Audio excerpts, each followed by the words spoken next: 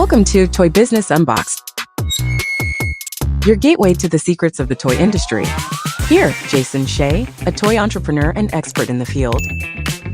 Every product we develop is really inspired by some of the real life experience that we have with our son. 60% of all toys last year were sold on Amazon, which is incredible. Be passionate about it because it's a road, it's a journey. Like when you have an idea that you think is like gonna somewhat like change the world, make things better, I'd say go for it. We'll guide you through the enchanting world of toy design, marketing, and manufacturing. Now let the unboxing begin.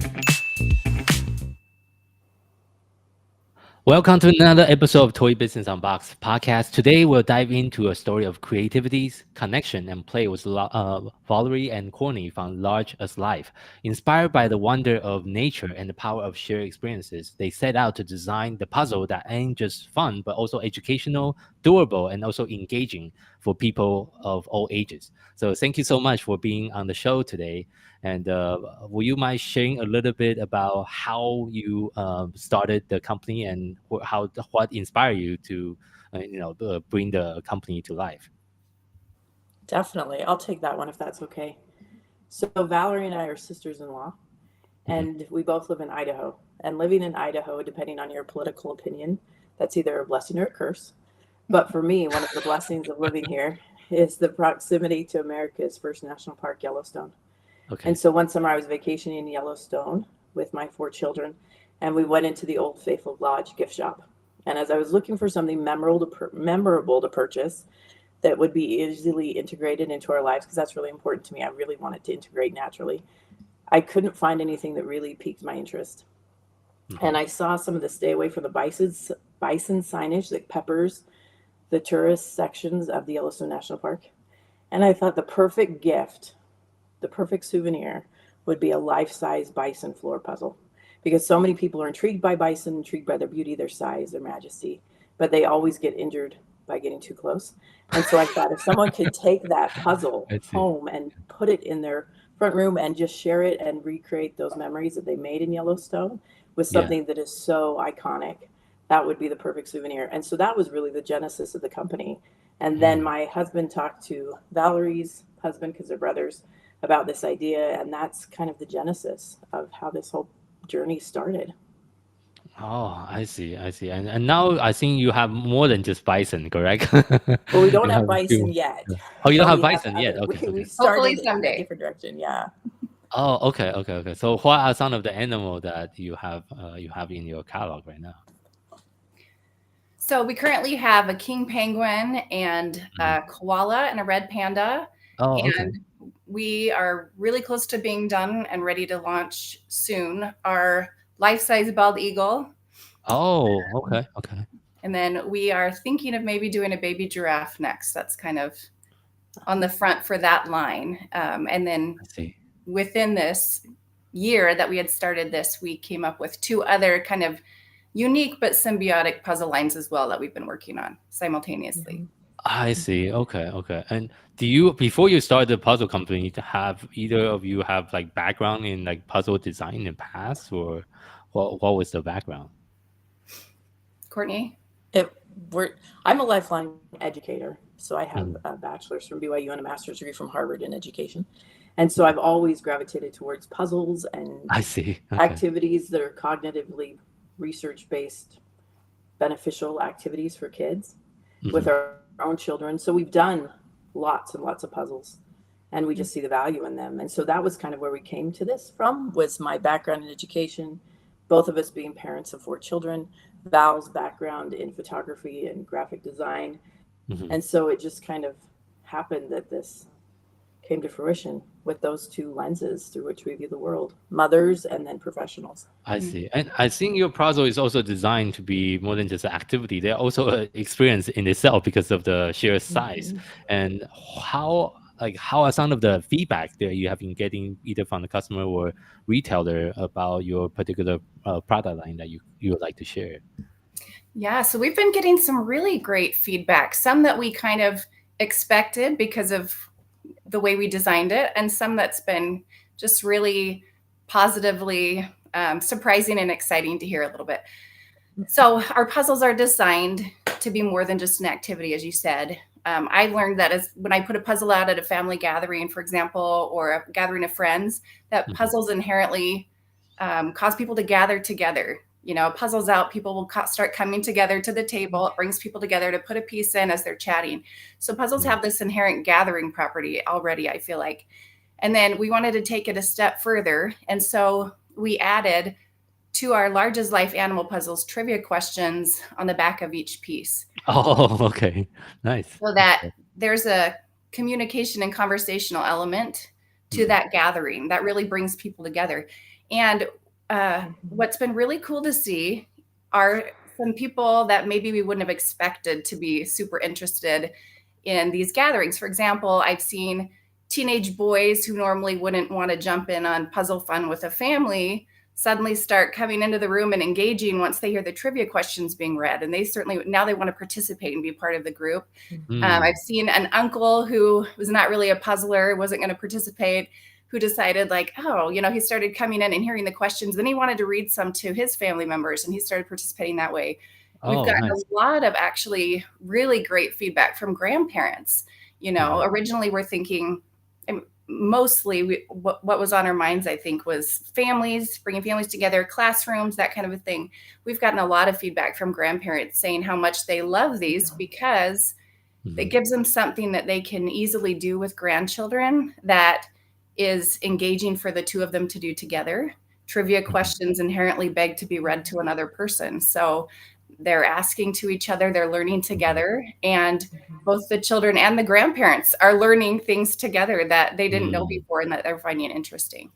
I see. Okay. Thank you for sharing that. And I know you have like a live example of what, like, that's just for the listener that's listening, feel free to check out our YouTube channel for the actual video as well. But will you also share like how does it look like and the whole scale of the puzzle that you designed? So our life-size largest life animal puzzles, which is the line that we started with, I don't have a whole puzzle done here. These are what the boxes look like. There's a number of different pieces that are large, and there's a trivia question on the back of each piece. In addition, there's a colored dot, as you saw on the back, and that allows the puzzle pieces to easily be separated into sections of adjacent pieces so that kids can have a more manageable section to do at a time, or they can break it apart and make it a really collaborative activity. Younger kids can sort by color first and then work on those pieces, and groups can take turns working on some before they bring it together. But I do have one of our other lines is called Learn About Life, and they're rectangular puzzle pieces on rectangular puzzles, on a variety of topics. We've only have one out so far, but we have a bunch more that are coming. And they have trivia questions on the back as well. And this is our Christmas Learn About Life puzzle. Oh, well, yeah, that's pretty big. Yeah. So they're 2 feet by 3 feet, and they're very busy. And this is just a half cut puzzle. So I can flip it around and show it. And you can see there's trivia questions, different colors on the back of each piece, all about Christmas. Okay. And then it also offers a seek and find element, because each trivia question, there's an illustration of that trivia question or a nod to that specific piece of trivia in the completed. Oh, okay. So once they put it together, they can look through together and each try to find it like a seek and find. So it's kind of this multi-layered activity that they can do. I see. Yeah, very interesting. So yeah, so it's more than they have more activity to do after the puzzle is completed as well. So and I think the common the struggle with the puzzle sometimes is the kids lose interest after the puzzle is complete. I think that's common. Even with my kids, after they finish the puzzle, they kind of just frame it. They will frame it on the wall, but they don't really play or interact with it anymore. And I think one of the very unique aspect of your particular puzzle line is the trivia and also other activity you can also do as part of the putting the puzzle together as well. So, but any other like reason on why, or like what is your inspiration on taking this interactive approach when it comes to creating and designing your puzzle? So we wanted to create something that obviously harnessed our kids' attention, because our kids are saturated with so many things that are clamoring for their attention. And most of it is not multisensory. It's just very one-dimensional. It's usually technology, and that only increases as they grow older.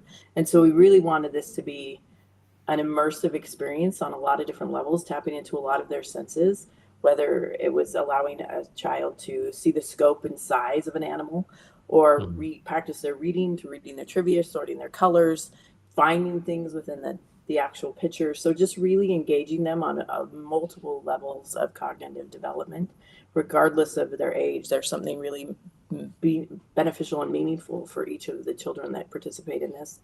And we really intentionally tried to make it multi-generationally timeless, that it doesn't matter how old you are, but there's something that you'll find that's enjoyable in producing the end product, which is this amazing piece of art or photography, if it's the animals, and just really ensuring that these lasted throughout multi-generations, that if they're so well made that a child can put it together as a child, but it should last for them to put the puzzle together with their own children and their own grandchildren, because of the intentionality with the product development, and that these are so well made.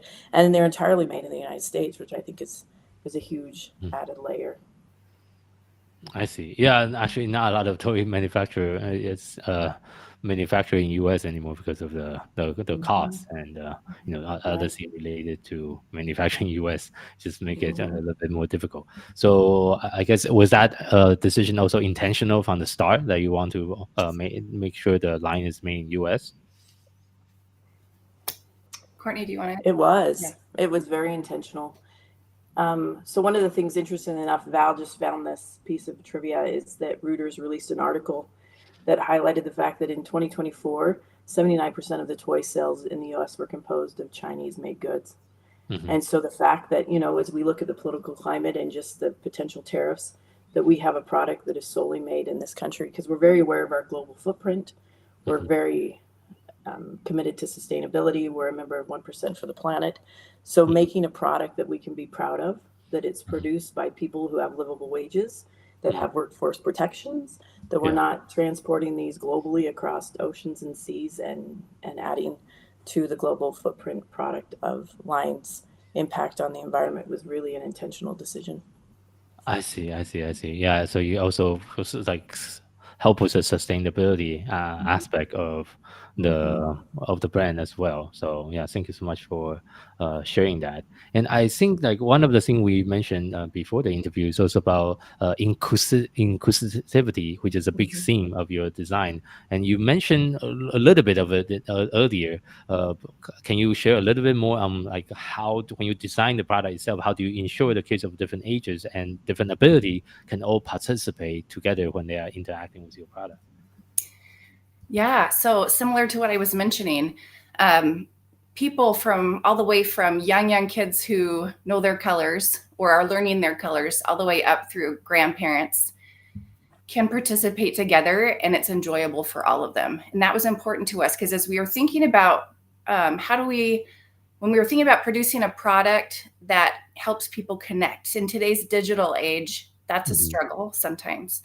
And so when we wanted to produce something and put something out in the world that really helped people connect with other people, if you think about the people that are most important to you, or the people in your family or your friend group, the people that you love, they're not all your same age generally, right? I think of my family. I have young kids, I have a teenager, I have my parents, my in-laws, a big variety of ages.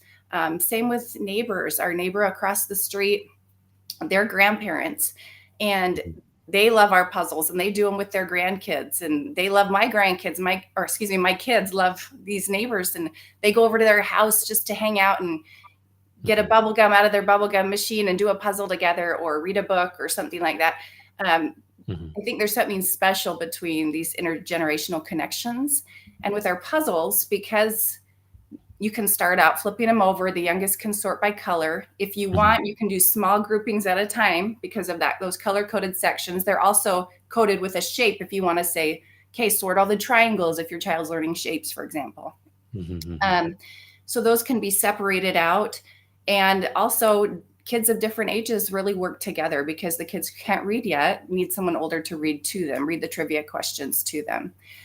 So that's really been a really cool aspect of our puzzles, is this inclusivity in terms of ages and abilities to be able to participate in whatever way they can.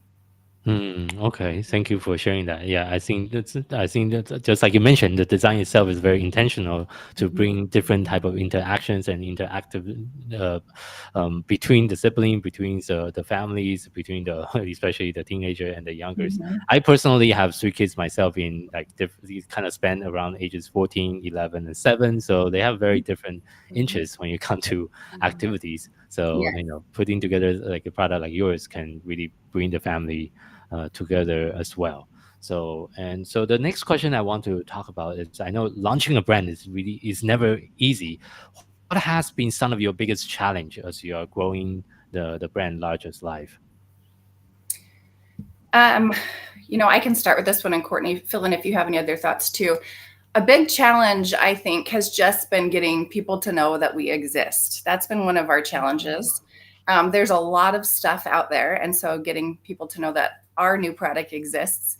In this first year of business, where there's been so many other things, we're also been trying to juggle product design, development, all of that. So that's been definitely a challenge in some way that we're working through and trying different avenues. I think maybe one of the biggest challenges we have is, like you mentioned, these puzzles are so multi-layered and so intentional. They're more than just a puzzle. It's not a busy activity to just, keep a kid busy for a few minutes. And it's to use some creativity. And we're going to keep trying to channel that creativity to know how to get that out into the world, what they really entail and how unique and innovative they really are. So. Yeah. Courtney, do you have anything else to add? No, I would just echo that sentiment, that just being able to find our voice in this really crowded market, that our product is really well made. It's very specific to meet a certain need. We have 3 different product lines. So we have the Large as Life, which is the life-size trivia puzzles for the animals. And the genesis of that really was to inspire awe. And then we have the joke line puzzles, which they are illustrated jokes on the front, and the jokes are found on the back. And that is the Laugh with Life line, and that is to inspire joy. So inspire awe, inspire joy. And our third line, Learn About Life, is to inspire curiosity, that we are fostering a love of learning and just learning our history, learning our reality in all these different directions. And so that intentionality of inspiring joy, curiosity, and awe is something that we want all families to have in their homes. We really feel proud of this product. We expect people, when they bring it in, that they are pleased with their purchase. We're asking people to spend hard-earned money and integrate something into their lives. And it's something that we are proud to have created, that we really feel like it's going to impact people, and it's going to help children, and it's going to help families come together, and it's going to make kids smarter, and so many different layers of cognitive benefits with regards to a child participating in this experience of putting together one of our puzzles is so beneficial. And we're proud of it. We're proud of it. We're proud that we have created these. We're proud that people can buy these.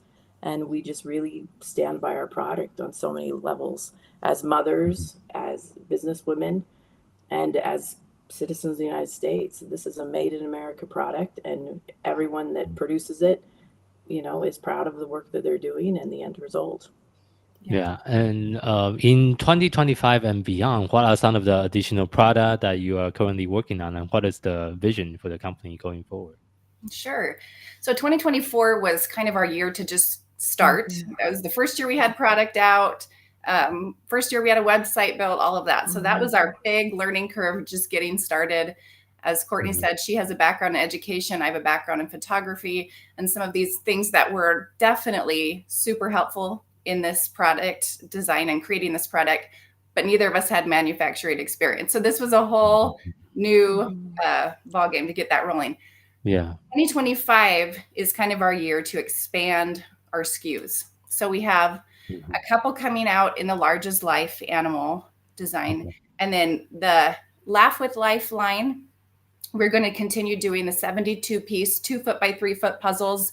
We're also going to be doing a number of 1,000 piece tabletop puzzles. They won't have a joke on the back of the piece, but they'll have an insert included in that puzzle, so that people can still, who want to do a 1,000 piece puzzle, those kind of puzzlers can do that and then read the trivia questions and still find it in the artwork when they're finished. And then so that's, I can't remember, I said learn about or laugh with life, but anyway, those 2 lines are both going to be expanding to having 1,000 piece puzzles and 72 piece puzzles. And we have a number of different topics that are currently being worked on by various artists. We're very intentional about the artists we select too. We take a long time looking through artists and vision of this and that kind of a thing.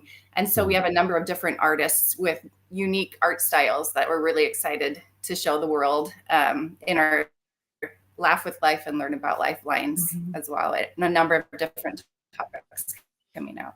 I see. Thank you so much for sharing that. And on the marketing side, what has been working well so far? Like any particular strategy, channels, or things you have tried so far with the brand that's getting tractions? So one of the things that Val's been really good about doing. Oh, go ahead. No, Val's been really good about reaching out to influencers. And so we've partnered with some influencers, and we've gotten a lot of traction as they've spotlighted our puzzles, especially those who are homeschooling, those who are mothers. We've had a lot of success with that. And so that's been an intentional thing that Val has tried to foster noise and awareness. Go ahead though, Val. What were you going to say? Oh, I was going to say something similar. That's kind of what popped into my head.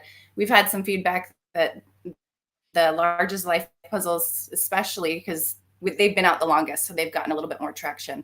The life-size animal trivia puzzles have been really great for homeschooling families. We've had some women on Instagram who have homeschooling accounts that share information on how they teach their children, different units they have going on. Those have been really helpful to help get the word out. And there's been one of those who created her own unit on penguin study and then said, hey, I'd love to bring your puzzle in as well and integrate that into our penguin study.